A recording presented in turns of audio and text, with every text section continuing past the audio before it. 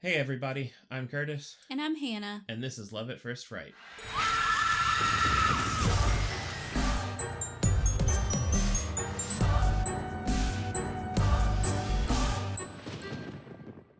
We've returned to the movies once again. Yes, we got... Well, actually, we didn't get popcorn this time. No, we didn't. Because we ate dinner right before. We went. We had a little dinner and movie date. Yeah. But we did get soda pops. We did get some soda. And that meant I had to pee partway through the movie. You didn't miss anything. No, I knew. Oh, God. I want to apologize now. This one's going to be, I think, pretty negative. Yeah. For the movie, which, like, spoilers for our rating. It wasn't good. But yeah. whatever. I kind of knew it was going to be bad, like, officially when I came back from my bathroom break and you didn't really have anything to tell me as far as things that I missed. Yeah. And I know that there are parts in movies where, like, you can just leave and you don't really miss anything. Sure. You know, it's just, like, atmospheric or whatever. Sure, whatever. But it's just, like, this movie wasn't even that long. Yeah. And so I feel like, yeah. Anyway.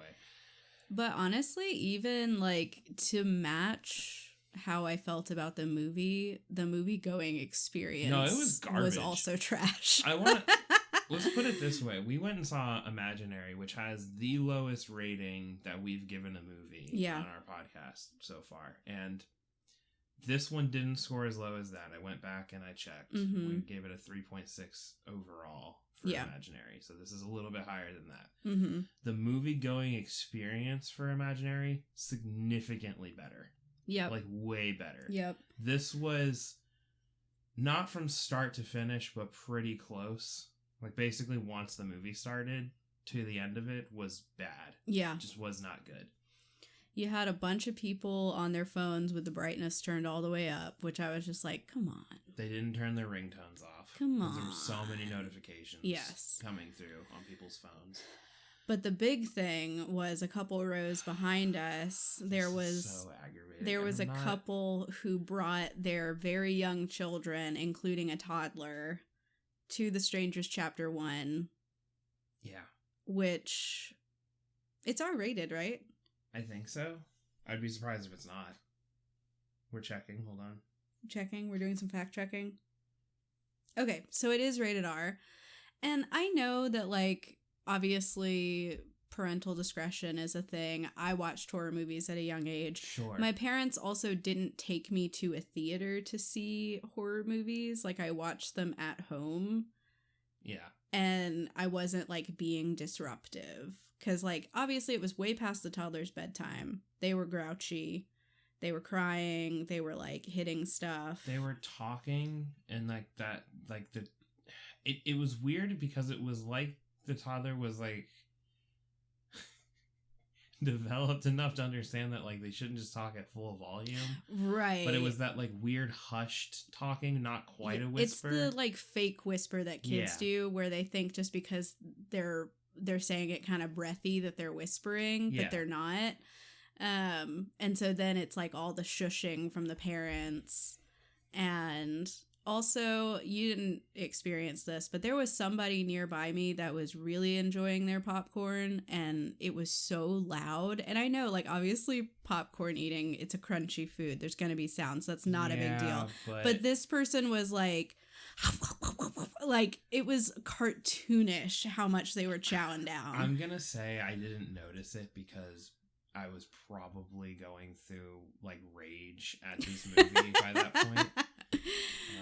But it was really funny that we had such a bad movie-going experience because I was telling you afterwards, I went and saw the first Strangers in 2008 in theaters. I was in middle school, went with a good friend at the time. Yeah.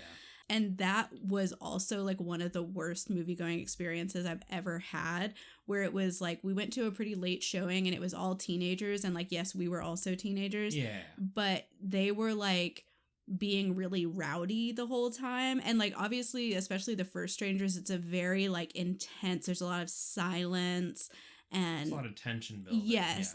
But there were just people talking the whole time. There were people, like, full on screaming and, like, throwing popcorn at the screen and, like, doing stuff like that.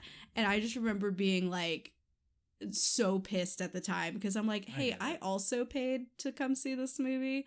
I know I sound like such a curmudgeon, but like there's such a thing as movie going etiquette. Well, and this is the thing is like I don't want to sound like an asshole by being like, you know, why did they bring their toddler to this movie? But why did you bring your toddler to an R-rated movie where somebody literally gets executed with a fucking shotgun?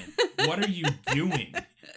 Are you fucking serious? I don't know. The opening to this movie is a man gets his fucking face caved in with an axe. And while we don't see it, it is heavily implied. It happens behind a tree in the same shot, like as it's panning across or whatever. Like, it's crazy. Like, what are we doing? I don't know what the thought process was. It's nonsensical to me. If you take your toddler to R-rated horror movies, don't add us. Yeah. I don't want to know about it. Yeah, we don't want to know. But it was not a good experience. And it kind of, like, I felt like I already wasn't a big fan of this movie. I didn't find it very, very scary. This movie sucked. But it was like part of like all the disruptions in the theater just kind of like undercut any hope of like having tension. You literally couldn't get into it because it's just like as soon as like the tension maybe started to build, somebody's like email notification went off like 2 seats over from us or like the quietest part of the movie as they're crawling underneath the house or whatever, you hear some toddler going like whispering incantations in your ear. Like, it was crazy. It was real bad. Honestly, I feel like people don't know how to go to the movies Somebody anymore. snuck snacks into the movie or whatever, which, like, fine, power to you. Stuff's expensive. I get it. I don't fault them for that. Did you have to package it in the noisiest Ziploc bag known to man? Too. I looked over at you and rolled my eyes. I was so pissed by this point. And we were only like 15 minutes into the movie at that point, and I'm like, this is terrible. And they were doing that thing, and I think we've all been there, like when you have like a bag of chips but you're taking like a test or something. But instead of just ripping the whole thing open, one loud which noise, would be much less disruptive, there's just like 25 minutes of But my favorite part about when people do that is like it's like a sunk cost fallacy where you think like I can just be quiet enough all the way through this and nobody will notice. Right. Everyone notices right from the start, but everyone gets like 75% of the way through that process of opening it, and then they say fuck it would have been faster to just open it, and then they do the loud noise anyway, or they're just like shoving their whole fist into this bag of chips rustling around in there. Like, oh my god. What a nightmare. It's terrible. Absolute nightmare. So anyway, if you went to that showing, you know who you are. You know what you did. And the moral of the story is don't go see a Strangers movie in theaters because it's always going to be bad. The experience will be bad, and also the movie is likely to be bad. Oh man. Yeah, this is kind of a weird one. I do just want to acknowledge up top before we even get into any of the like beef of the movie here, but this movie doesn't even know what it is. No, the people who made it don't know what it is. The people who made it like kind of implied that it was a prequel, especially in the trailer, because there was this whole thing of like, see how the strangers became the strangers or whatever.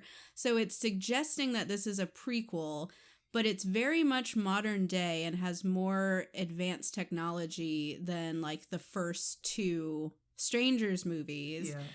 And also it's like kind of a shot for shot remake of the first one. But also, it's not a remake. No, it's not a remake. This is not a remake. There's one thing they're going to tell you, that it is not a remake. Yeah. I don't care what you see on that screen and how many things are exactly like the first movie. It's not a remake. They're doing this whole thing where they've made up a new category where they're saying it's a relaunch of the Strangers franchise. As though reboot, requel, all of these other terms that we have weren't enough. We have to do a relaunch of the franchise. And, you know, my thing is, if something is a relaunch of the franchise, that's just a sequel that happened a few years later. Yeah. Like, that's just like, it's been a while what since they were telling us was that the Strangers and Strangers Pray at Night, those were then, like, when you take a picture and post it on Instagram of, like, your new partner, but you haven't, like, told anybody. You're soft launching the Strangers. Yeah. That's what those were. And this is the hard launch. This is the hard launch. Yeah. But, oh my gosh. I mean, like, so confusing from the outset of, like, what this movie even is. And I hate this movie. Yeah. It is hard for me because I want to rate it lower than what I rated it, but I'm having to restrain myself because I'm looking for things in it that are redeeming. Yes. Or whatever. Like, visually, it kind of looks nice. Yeah. But there are so many things about this movie that I genuinely, like, it makes me angry to think about.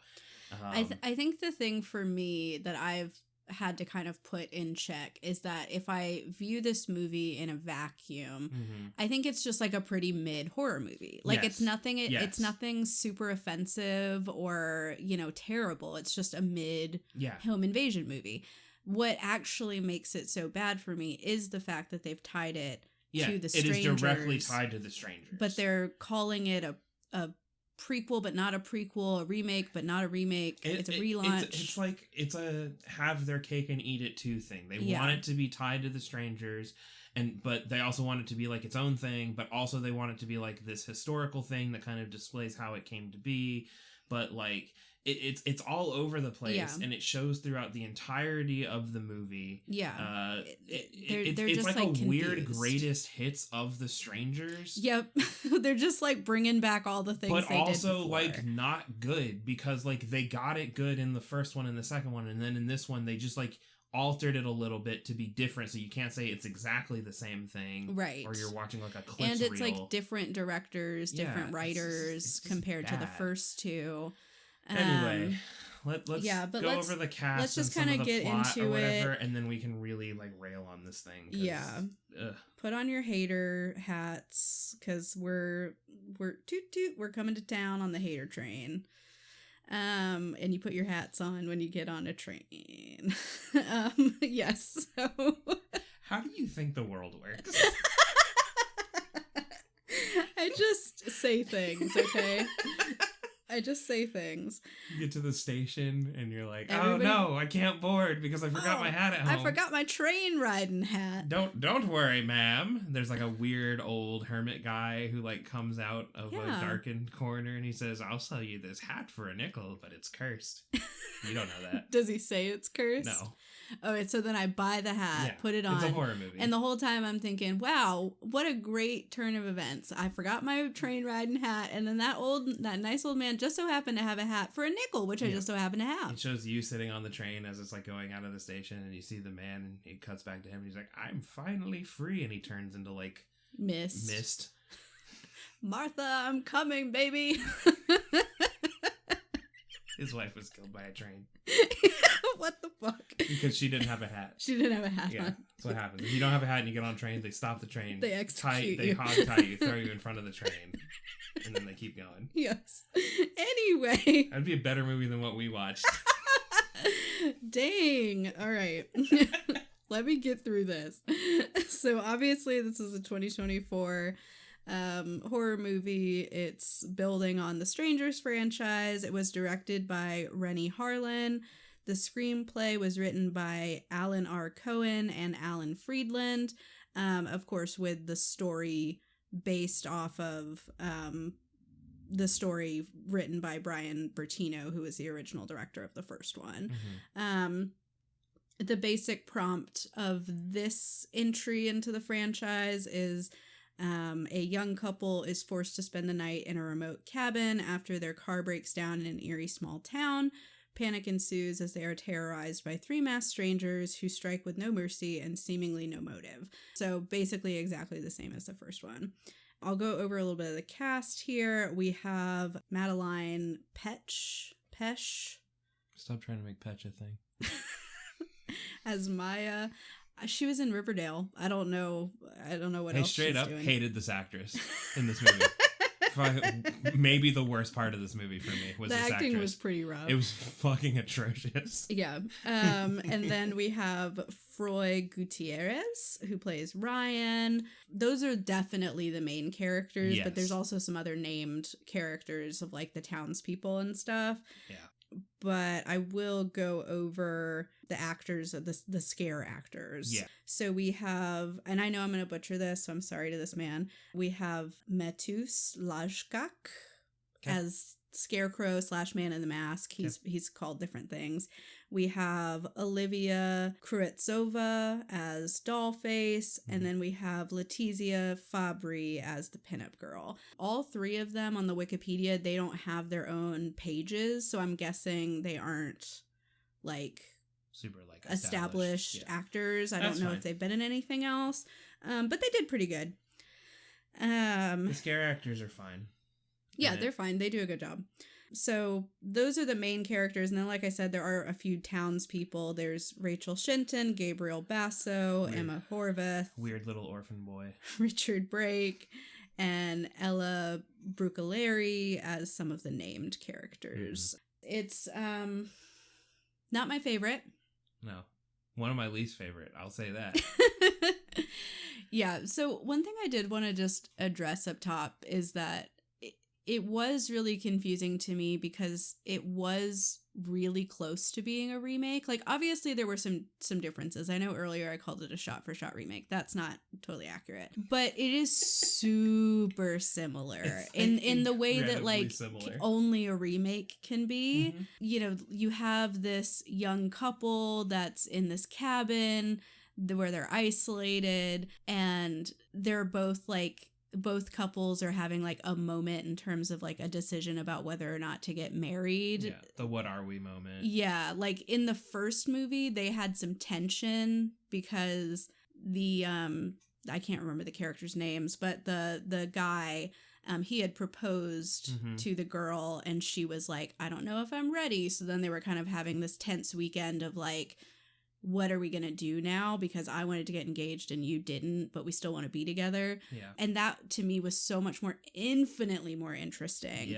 than the dynamic between Maya and Ryan in this one. I hated the dynamic. Because they're in a happy relationship and literally the only like quote unquote tension that they have is the fact that they've been together for 5 years and they're not married yet.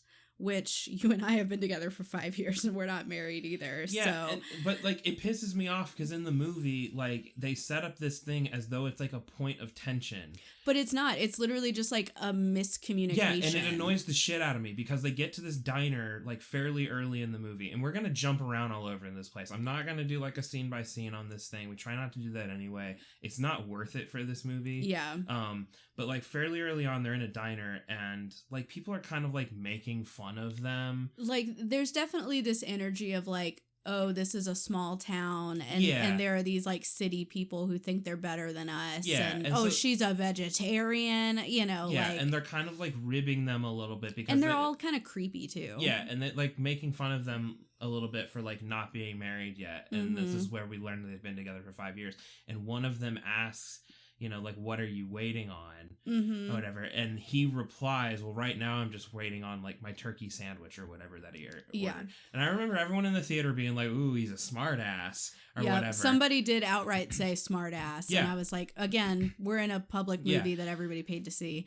Then you find out in a later scene when they get to the fucking cabin, they're talking about it. And he says, well, when we first got together, you said you didn't want to get married. So I thought everything was cool. Yeah. And then she's like, well, you know, like a lot can change in 5 years. And I think like I might want to do it now. And so why didn't you fucking say that to him? Yeah. Why are you making him the asshole in this? Well, and it's funny because he isn't even really being made into an asshole. Like the whole conversation is kind of like, well, I do think I want to get married now. And he's like, oh, okay. No, I'm not even talking about that. I'm talking about in the diner scene. Yeah. She definitely makes him the asshole because he responds, I'm just waiting on my turkey sandwich. She doesn't defend anything. No. She just kind of sits there and is like, yeah, I don't know. You're kind of a piece of shit for that.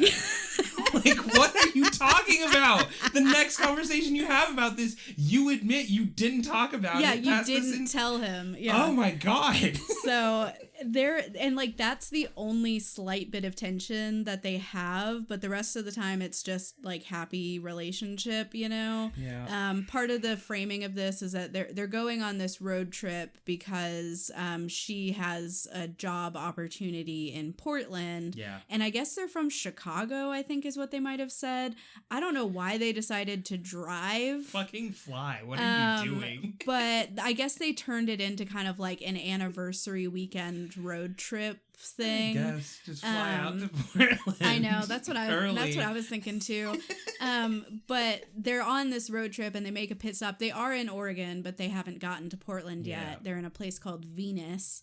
And after, you know, they go to the little diner, their car doesn't work. And so that's kind of the forced, you know, well, this now is why they have to be isolated, because the mechanic comes over and looks at it. And he's like, we could repair it, but I can't do anything until I need to go into town to get a part. I have to send somebody to get the part, and we could get it repaired once he gets back, but it won't be done until like next afternoon. Yeah. So they're like, whatever. So people in the town tell him there's like this Airbnb that they could go stay in. There's a guy who like has like a summer home here, and he rents it out the rest of the time. Yeah. And so that's where they end up for the night, is at this Airbnb. And so that's kind of the, you know, forced isolation, is that they don't have a car. Somebody gives them a ride to the Airbnb. They do have their, you know, cell phones, but other than that, they're kind of stuck. And so that adds to some of the tension of like, they don't have a vehicle to get out and, you know, all of that. And they're like in an unfamiliar place with, you know, these people who have been pretty openly hostile to them, like the whole time they've been there. And there's also just like, not even just hostile, but just straight up creepy. Like there were those two kids who were like little, like, they were like Jehovah's Witnesses, kind of. They're like on the bikes. Yeah. Maybe Mormon. I don't know. But they like come up and they're like, "Are you a sinner? Are you a sinner, sir?" Yeah, like giving them materials pamphlet. and stuff, which I think was supposed to be, again, another reference to the first movie, because you might remember towards the end of the first movie, after they're like dead, there are two boys with their bikes, little Jehovah's Witnesses or whatever they are, who come upon the house, and they're the ones who discover the bodies because they're going door to door to, you know, evangelize. And they have like a brief interaction with the strangers as they're heading out of town, where they like give them material about what you need to do to go to heaven or whatever. Yeah. And so it's like, okay, so we wanted to reference that, but now we're just going to make it outright weird and make these like creepy cult kids or something. And it started to give the vibe that like the whole town was in on it, which I don't necessarily think was supposed to be the case, but it did kind of feel like, okay, so does everyone in this town just like participate in like an annual hunt, the city folk that come to town thing? No, it's I don't know. It's ridiculous. It also kind of gives the vibe that it was supposed to be like a Chekhov's gun situation thing, where they give it doesn't come up again. Doesn't come up. There's one other scene where, much like the first movie, the boyfriend like leaves for like a time, like roughly an hour, I guess, or whatever. He goes back into town because he's asthmatic and he forgot his inhaler in the car. Right at the beginning of the movie, they almost get into a car accident because they decide they're going to make out while he's doing like 60 down a 2-lane road. And almost like head-on collision into somebody, and he gets like pissed off and has an asthma attack. But he leaves it in the car, so he has to go back to town to get his inhaler, and he is also picking up some food because apparently she's hungry. And I guess he's hungry too, so he goes to pick up food, and when he goes to do this, the person working the little food stand tries to give him a pamphlet, and it's the same pamphlet, but he's like, no thanks, I already got one. Doesn't come up. I mean, this is a planned trilogy, so it might come up. It's almost certainly going to come up in another one of them, and if it doesn't, fuck them again. Like, I'm so over it. That's what I'm telling myself for anything like this that kind of got set up and abandoned, is I'm like, it's a planned trilogy, so maybe they're just really planning two other terrible movies to get through for things to pay off. But it does kind of give the vibe that like the whole town is in on it, but I don't think that's actually like realistically supposed to be the case. But yeah, he's able to get back to town because the owner of the house has this like little dinky motorcycle sitting out front that he just like leaves the keys in the cabin, I guess. And conveniently, this guy knows how to ride a motorcycle. Yeah, he's ridden a motorcycle before. So yeah, that was pretty random too. Just leaves for a little while. And it's entirely, again, it's just like the first movie where he leaves for a bit, comes back, but during that time, that's when all this tension building happens with, you know, the main character, where she's in the house and she's being stalked by these things, but she doesn't really know it yet. She like knows something is happening because she feels on edge and she keeps like hearing things, seeing things out of the corner of her eye, but she doesn't really know yet. Yeah. And of course, they also do the same thing of the knock on the door, and then the person is on the porch with the light bulb unscrewed so that you can't see their face. And they say, you know, is Tamara home? I don't know what the Tamara thing is about. I think that was also in Pray at Night. It was. The sequel. So, I guess that's just part of their gag. There's straight up so many things about this movie that are, if you've seen The Strangers and you've seen The Strangers Pray at Night, you've seen this movie. In bits and pieces. In bits and pieces. They have just basically shuffled those two movies together and said, that's a new one. Yep.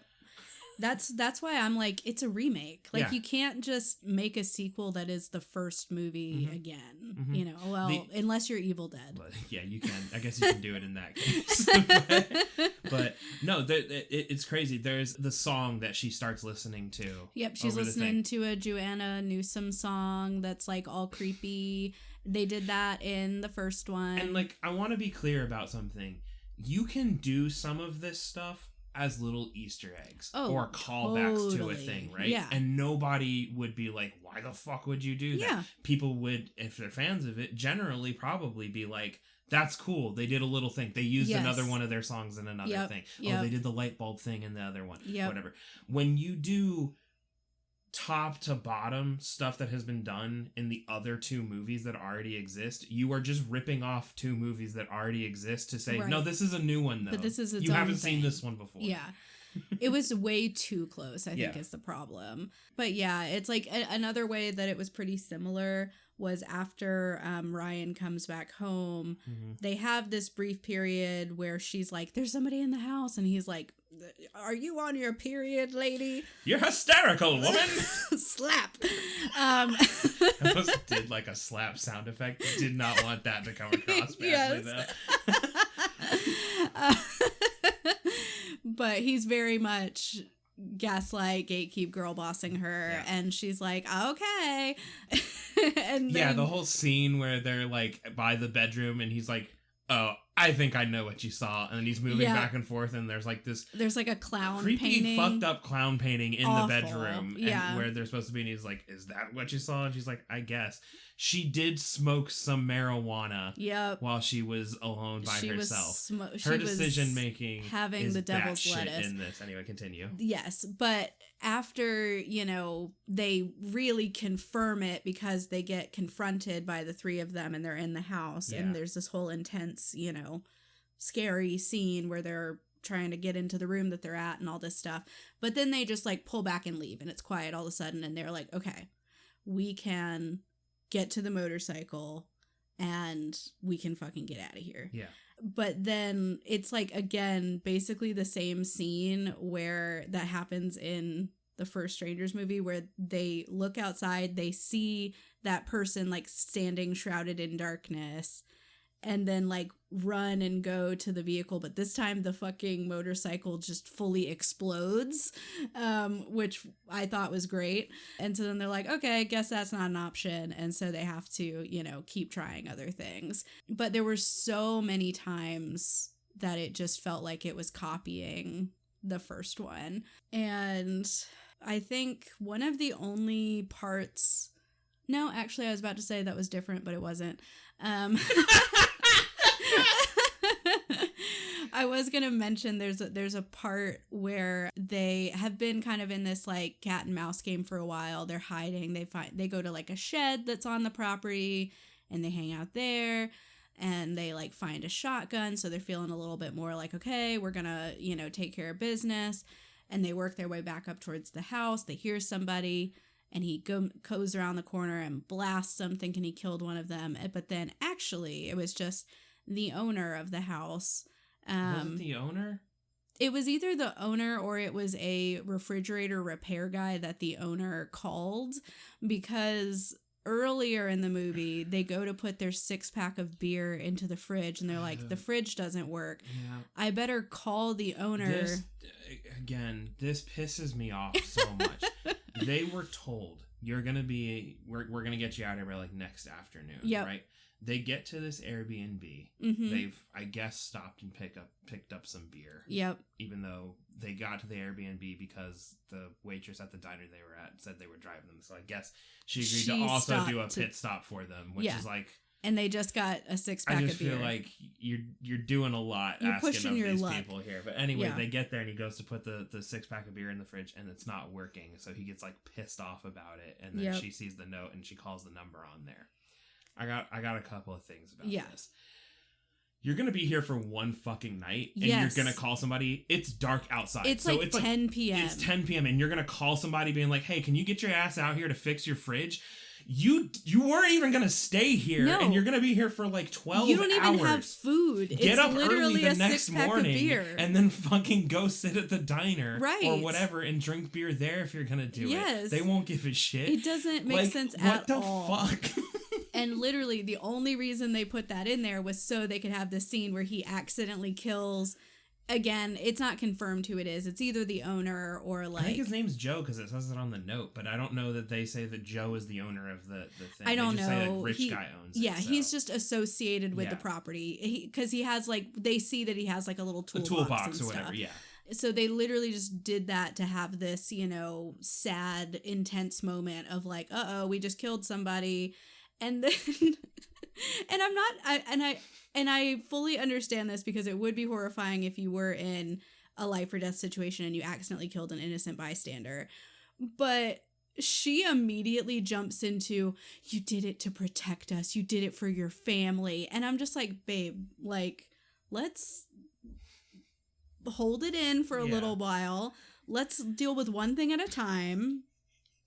We did just kill a man. This is the scene that I had to go use the restroom. Yeah. So I didn't actually see this happen. Was he like freaking out having killed that man? Like more than just like, oh shit, I just killed a guy. He became like despondent. Like he was basically like, he like got down on his knees and was just like, what did I do? Basically. Okay. Yeah. And she's immediately just like, you did it to protect us. You killed that innocent man for us. You killed him and you'll kill again. Oh my gosh. Yeah. No, oh my god. Yeah, like one thing we tried to praise the movie for was that he does find a shotgun at one point. I did like that kind of tipped the scales where the victims have this little bit of power where it kind of changes the dynamic and now the strangers can't just like fuck around and do like they can't just run at him or stand menacingly and like in the field or whatever because he will just shoot them, right? Except he won't, because this leads to one of my other like frustrating moments of the movie is he gets the drop on it's not Dollface, I think it's Pinup Girl. Pinup Girl. He gets the drop on her and has the shotgun pointed at the back of her head, and he's at this point they are separated. They got split apart because they again, just like in the first one. Do you guys remember in Strangers Pray at Night the scene where they're in the minivan and then it crashes or whatever, and then the dad gives the gun to I think his name's Luke, the brother, and tells him to go, and then the dad ends up getting killed by the strangers. It's that scene again, except for there's no dad in it and he doesn't get killed. Or just like in the first one when they try to go out to their car and then the pickup truck comes and T-bones them into a tree. So just if you've like seen what happened. Basically either one of those scenes, you've seen this one. Anyway, so our protagonist gets out of it in this scene and he's in the woods. He like I think does a makeshift inhaler at one point. That was also out of like a water bottle or some shit. Would that even work? I have no idea. He picks up a water bottle that was definitely someone's that they drank. Yeah. He picks it up. He dumps out the water. Yeah. He twists he's trying to be quiet, but by he's the way, just but it's in the middle of the woods. You just hear a water. You know how loud water bottles are. You just hear that as he's twisting it.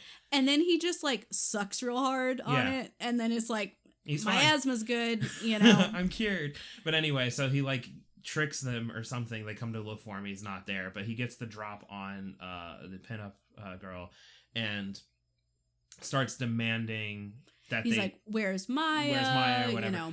And then part of, I think, the reason they also had him kill the other guy, the mechanic guy that shows up, is to set up for this. What was somebody down there who wrote this was like, this is fucking badass or whatever. He's got her point blank. She's doing the thing where she's holding the barrel up to her head. She's literally laughing or whatever. She's like, yeah, kill me. I don't care. Yeah. Whatever. And he has this line. He was like, you know how they say the first kill is always your hardest? And he like pauses for dramatic effect. And he's like, you're my second. Yep. And then the man in the mask comes up and conks him on the side of the head. So he doesn't do anything. And this whole scene where he's got her at gunpoint frustrated me so much. Yes.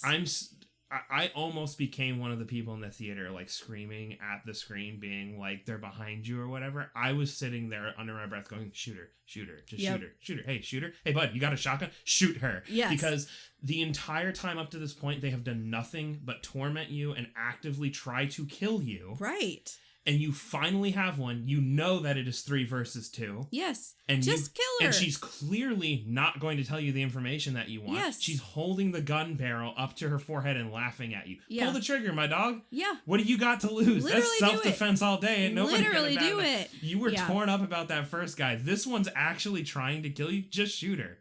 Because then he could still get knocked out and you would be like, all right, makes sense. But they can't do it because it's a confirmed trilogy. And if he kills one right at the top of the... Right in the first one, then we have to go through this whole thing about indoctrinating another person. And it's stupid. The whole thing is dumb. Yeah, that scene really annoyed me. Honestly, I think one of my least favorite things about this movie is I feel like the decision making was just truly insane. Mm-hmm. And I know that, it's a trope in all horror movies, right? Yes. That in the, you're afraid, that you've got adrenaline pumping, you don't always make the best decisions. And you need some of that to keep the movie going along. So I don't generally, I'll make some fun of people, but like, I get it. You're stressed out and you're terrified. But truly, there was not a single moment that they made a decision that I was like, that was a smart thing to try. Let's talk about when she's in the cabin and she's first experiencing the weird stuff. Yep. She's experiencing all this weird stuff. And you know what she decides to do? Get into maybe one of the most vulnerable positions you can while high. Take a shower. Take a shower with the bathroom door wide open. And to show how, like, stupid this is, of course they do the thing where, like, it, like, she's blocking part of the frame and then the camera moves over, she like bends over or whatever, and he's just standing there outside of the shower and she doesn't see it. Apparently Maya clinically has an issue with her peripheral vision, big time, because she doesn't see him when she's in the shower. And then also there's another scene where she's playing the piano and there's like a mirror that's mounted above the piano, so it's facing behind her, and literally the man in the mask, the scarecrow guy, is sitting in a rocking chair perfectly in that mirror, like big in the mirror, not even like small in the mirror. Slightly like a full mirror I Spy Find Me thing. Yes. Yeah. And she just like, if she had even darted her eyes up to like slightly move her hair off her forehead, she would have seen him, but somehow she doesn't see him. Yep. She doesn't hear him rocking in the rocking chair. No, I hated it so much. On top of the fact that like a lot of this is them trying to like evade the stranger. So there's an extended scene where they get under the house because she realizes that there's a crawl space because it's on a foundation or whatever. Mm-hmm. And so they are crawling through that. And while they're crawling, there's the footsteps of the strangers inside the house above them and everything. And they're trying to be quiet. And she, because they can't see anything in the dark there, she places her hand down on a nail and it goes through her hand. Yes. And she makes a little noise, which sets off kind of the tension of this because one of the strangers hears that. And I did, like, that was one of the only times where I liked how that was done, because to me it did feel very real, and that if you actually did that, you would undoubtedly make an involuntary She wasn't expecting sound, it. But then you would choke that down because you know that this is a life or death situation. And this is the part that pissed us both off about this, is because that happens and we're fine, whatever. Yeah, she makes like, a noise great. because she gets stabbed in it, and we're like, oh man, wow, that sucks. How are they going to get out of this one? Right. He decides to pull the nail out of her hand and then like tear off part of his shirt and like bandage it as best he can and everything. But in order to do this, he's preparing her, and he's, you know, mouthing and like whispering very quietly, like, I'm gonna do this, you need to be quiet or whatever. So she knows it's coming, and he does a countdown and everything for her, and then he pulls the nail out and she still goes or whatever, and so they hear it again. And I'm just like, the reason I did not like this actress in it is like any time that she was supposed to be in a moment that it was clearly scary for her and silence is necessary, she's constantly going like yeah. It was... You're welcome for that audio, by the way. Use that for whatever purposes you wish. There's a scene where she like maybe one of the smarter things that she does, she like buries herself under a bunch of like branches and I wanted to talk about this too, because this is also a trope in horror movies that drives me freaking crazy. Yep. There's basically like in the woods there's an area where I guess it was at one point like a bridge or something, but it's fallen into disrepair, so there's just like the two sides, but the middle is completely open. And there's a bunch of like leaves and debris in that area.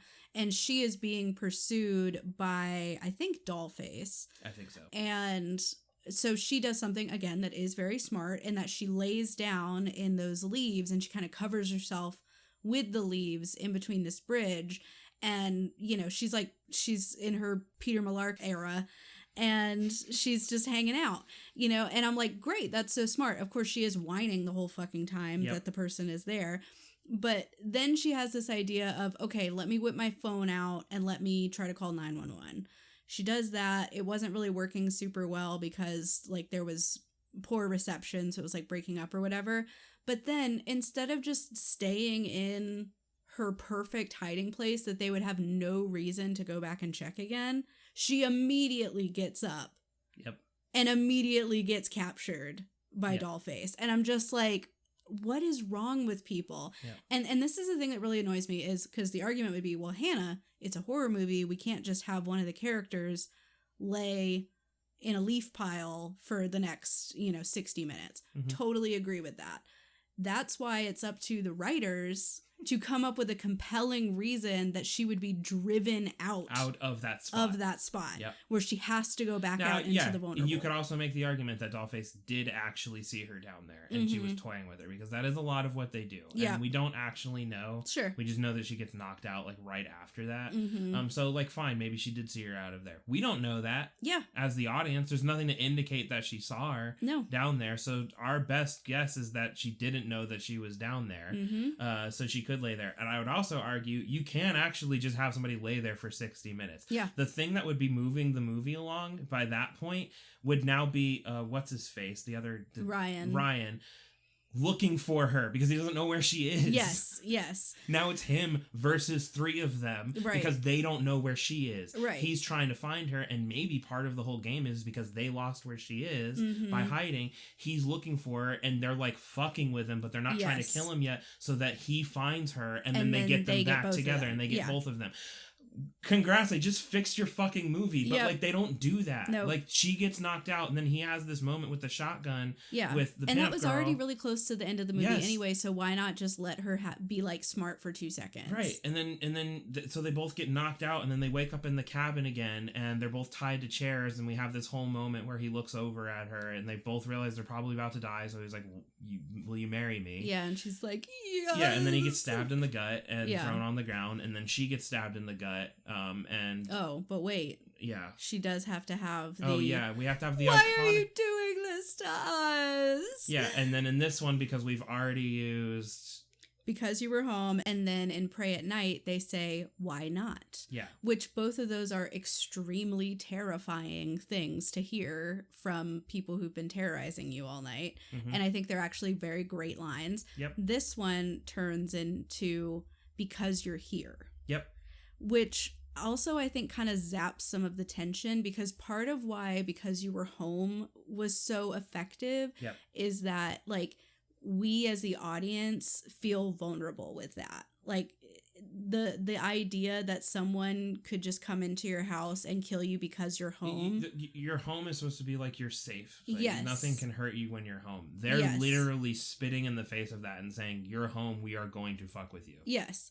But in this one, it makes it seem like it's tied specifically to this location. Yeah. So it's like, well, we're killing you because you're in this particular house. Yeah. Which then is like, okay, well, I just won't stay in an Airbnb in Venus, Oregon. Yeah. And then I'm good. Yeah, I guess I'm fine. Yeah. I guess whatever. Yeah. Yeah, it's... I mean, this movie rips off some other things, too. The end of Strangers Pray at Night, she's in a hospital. Mm-hmm. This one, the ending of it is... she's in a hospital. Yeah, it's like they make you think she's dead, but then there's like a mid-credit scene where she like wakes up in a hospital, and then like there's a further thing where the man in the mask is like in the room watching her, and so then you're like, oh, is he still hunting her, or is this just like a metaphor for her trauma? I don't know. But it also, if the implication is that he's actually there in the hospital, and we're gonna like pick up at part 2 with like chapter 2 with like being in the hospital, then they're also ripping off Halloween. Yep. They said, we'll just rip off every horror movie. But yeah, I mean, what a mess. Truly. It's bad. Terrible acting, terrible writing. No, it's bad all the way around. We should rate it and talk about if there's any scene that like stands out to you. Okay, let's go ahead and rate it. Yeah. We talked about this one a lot when we were going to rate it, and I think we both kind of adjusted based on some things the other person was saying. And we try not to like influence what the other one's going to feel about it. But I think there were certain things that like you said, and then maybe certain things I said that like jogged our memory of like, oh yeah, and another thing. And then we went in and adjusted our scores again. Yeah. This movie is ass. I hate this movie. I don't like Imaginary does factually have a lower score from us. I don't hate Imaginary as much as I hate this movie. I at least appreciate that Imaginary is an original concept. Exactly what I was going to say. If nothing else, Imaginary has that going for it. Yep. This is just a fucking greatest hits, but like watered down the movie for The Strangers. All of that is to say, I did some retooling on mine. I came out with an average of 4.5. And I came out with an average of 4.6. Which lands us on a combined average of 4.6, the way that I have the math. I think it rounds it up slightly. Yeah. So it's a 4.6 movie, which is 1 point higher than Imaginary. Yeah. And short of rating this like all ones, which maybe it deserves that or whatever, I do think this movie is worse than Imaginary. Like, don't bother going to see this movie. Yeah, so my argument for it, and I know this is something I shared with you before too, is that I think the reason for me that this movie is better than Imaginary is that if it wasn't associated with the Strangers franchise, I would think this is just any other popcorn horror movie. It would be like a 5 or 6. Yeah, it would just be a mid-horror movie experience. It wouldn't be something that I would find like offensively bad or anything like that. Yeah. But because they have said, hey, this is a continuation, sort of, remake, reboot, whatever you want to call it, prequel. It's a continuation, I guess. I don't know. Ooh. Literally in my notes, I wrote 2024 prequel ? To The Stranger. But anyway, I think because they decided to associate it with The Strangers, it makes it worse, because when you add on to an existing franchise, you have some expectations. And if this had just been, I mean, obviously they would have to retool some things because, I mean, like we have the exact same killers with the same masks and all that stuff. So it's not its own movie. But if they had retooled some things but kept like the same general vibe, but it was just a different home invasion movie, I think it would just be a mid horror movie. It wouldn't really be that bad. Imaginary is bad because the whole story is bad. Yeah. But this one, for me, what takes it down is the fact that it's part of this franchise. Sure. There are two things that I want to highlight right at the top of the movie that happened that are so laughably fucking awful that they almost outright ruined this movie for me. One is right towards the beginning. It's right after. So the very first thing we see at the movie is this guy who later we see like a missing poster for. He's like this rich billionaire dude. He's super not important about who this guy is, at least in this movie anyway. Mm-hmm. But he is like running through the woods, and he's the guy that I talked about that gets killed right at the beginning of it. After that, we join our main characters as they're on their road trip. The text that comes up on the screen says somewhere in Oregon. They couldn't even fucking bother to just put Oregon. Yes, just put Oregon somewhere to make it more mysterious. Or like rural Oregon. The fucking first place they go is a place called Venus, Oregon. Does that actually exist? I don't know, and I don't need to look it up. Yeah. You didn't even need to put that. You just put Oregon, and we know you're there. Honestly, they don't even need to put Oregon. No. Because again, 15 minutes later, we're going to see the sign that says now entering Venus, Oregon, and they talk about being in Oregon. So you don't even need to put it up on the screen that it takes place somewhere in Oregon. The next thing, and this is the most egregious thing in the movie that, like, I've not stopped thinking about this, and I don't know if you remember it. I'm on the edge of my seat. It is when they're in the car. I think it's after they almost have the car accident thing, but they're like now on like a back road thing. I think it's just before they actually get into Venus. Mm-hmm. Because she says like she's hungry and like, they're gonna pull off or whatever.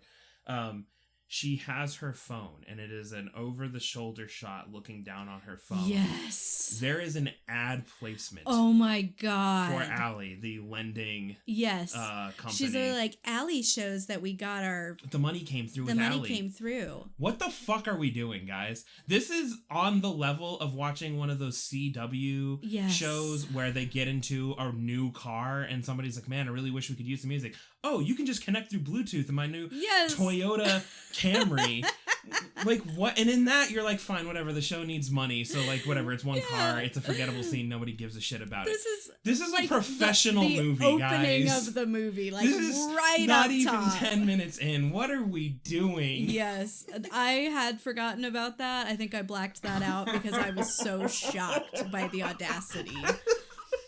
Oh my gosh. And it's not even like relevant. No, like, it doesn't matter. This would have been a perfect movie for there to be like a car thing because the car was such an important part of the movie. Or like Airbnb could have been a sponsor, but I guess they wouldn't want to. Well, no, but they kind of have to, right? Because they say it's an Airbnb. I don't think they could just say that. They would have just said there's a cabin, there's some rich guy rents out if you want to, whatever. Oh my gosh. But yeah, the money came through Allie is so bad. So bad. And they like really put her phone on display too. Yes, it's an and it's like the most of the screen is this fucking phone. With the Allie app. With the Allie app on, and it has like two numbers on it, and you're just like, what are we doing here? Yeah, it was real rough. Horribly bad. I do think that should be against the law.